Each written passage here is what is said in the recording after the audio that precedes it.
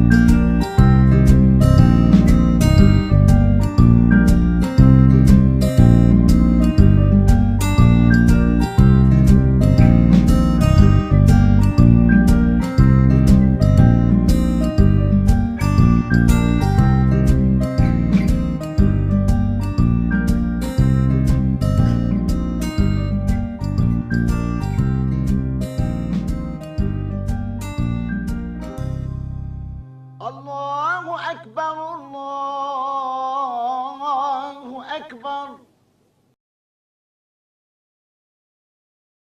أشهد أن لا إله إلا الله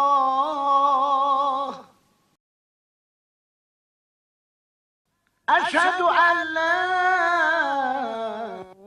إله إلا الله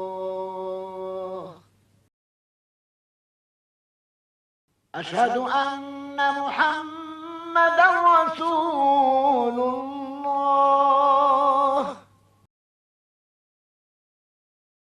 أشهد أن محمدا رسول الله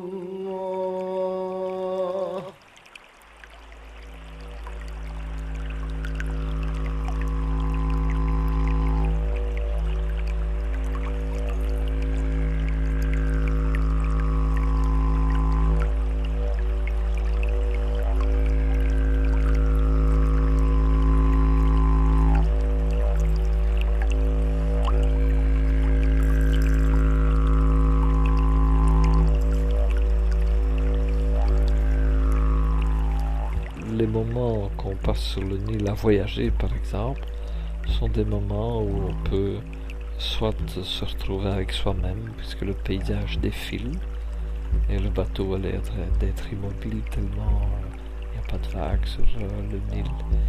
Et ces paysages bibliques qui défilent amènent à notre conscience des niveaux de compréhension, des niveaux de déjà-vu, des niveaux d'émerveillement devant les couleurs, devant les couchers de soleil, devant le lever de soleil, devant ces familles qui vivent au bord du Nil, qui se lavent, qui font le linge. C'est très très riche en paysage. Oui. Ouais.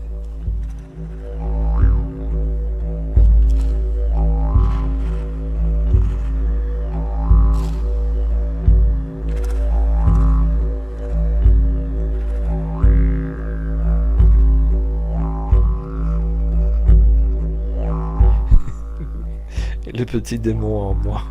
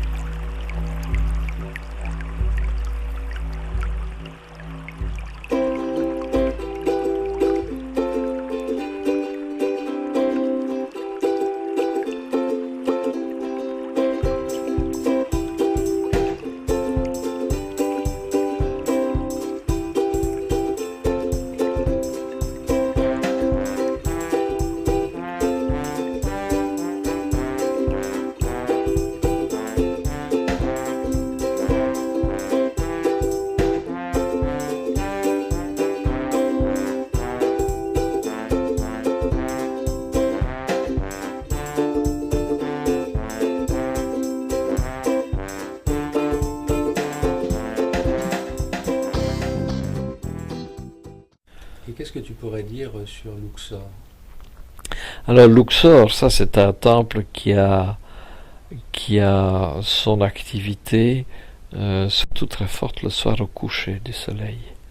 Alors là, dans le Saint des Saints, c'est un des lieux d'Égypte où il y a, d'après les connaisseurs, des gens qui font ce qu'on appelle la géobiologie, où il y a le Saint des Saints qui donne des vibrations vraiment très fortes. Et nous allons le découvrir, l'expérimenter. C'est un temple qui a aussi vu au cours de son existence une église, et puis cette église a été démolie et on a construit dessus une mosquée, et tout ça dans un temple. C'est une particularité que je n'ai pas fait en Égypte à d'autres lieux, mais c'est donc signe que si les religions venaient s'installer là-dedans, qu'il y avait des énergies quand même assez puissantes sur le plan spirituel.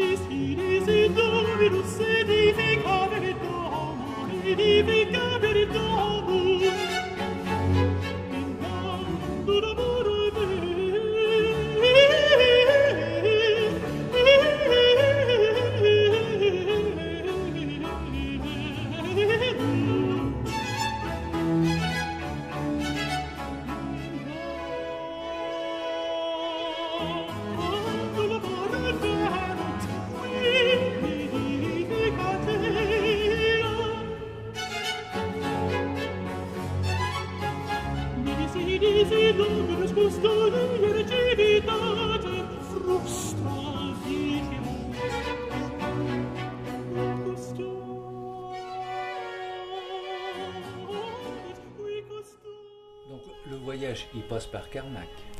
Le voyage passe par Karnak, oui. Karnak est à Luxor, un des grands temples dans lequel nous allons toujours au lever du soleil. On essaye d'être les premiers. Et lorsque nous visitons Karnak, nous allons, je dirais par habitude, parce qu'on a constaté que c'est très bénéfique, on va voir un temple sacré et qui était dédié à la déesse Sekhmet.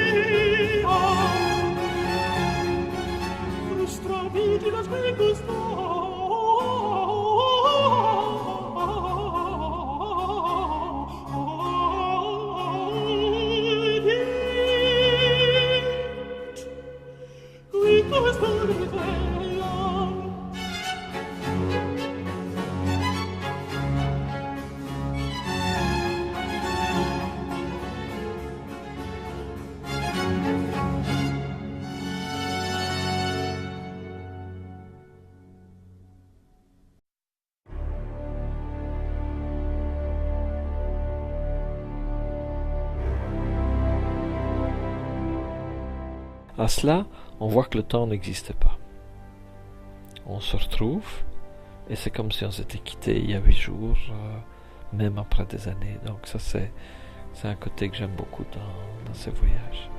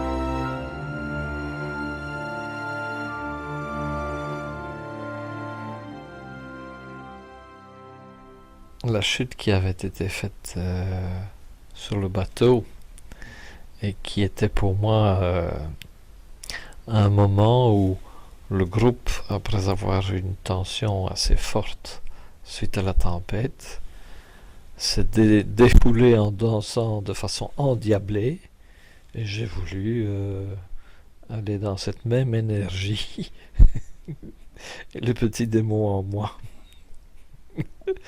m'a donné la leçon que je devais avoir. Je me suis planté par terre. Alors le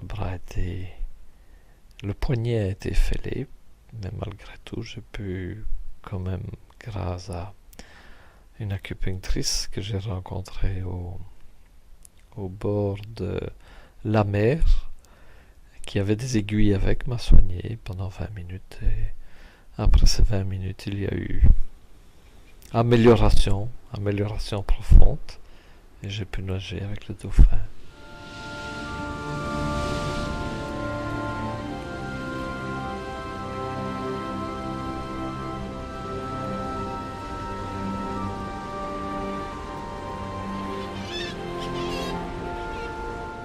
Alors, le dauphin à Nuweiba, c'est un dauphin qui vient déjà depuis certainement 8 à 10 ans maintenant. Et ils l'ont baptisé Oulin. C'est un dauphin qui s'est lié d'amitié avec un pêcheur qui habite à Nuweiba et qui est sourd et muet. Et il y a vraiment une complicité et une communion, ils se comprennent très bien. Alors le dauphin part parfois pendant 8 ou 15 jours, parfois pendant 1 mois, paraît-il. Et à d'autres moments, il est là tous les jours, il vient une fois dire bonjour, puis il s'en va, il a ses heures. Mais vraiment, le contact que le Apidala, qui est la vedette du village actuellement, eh bien, il a un contact avec ce dauphin qui est merveilleux.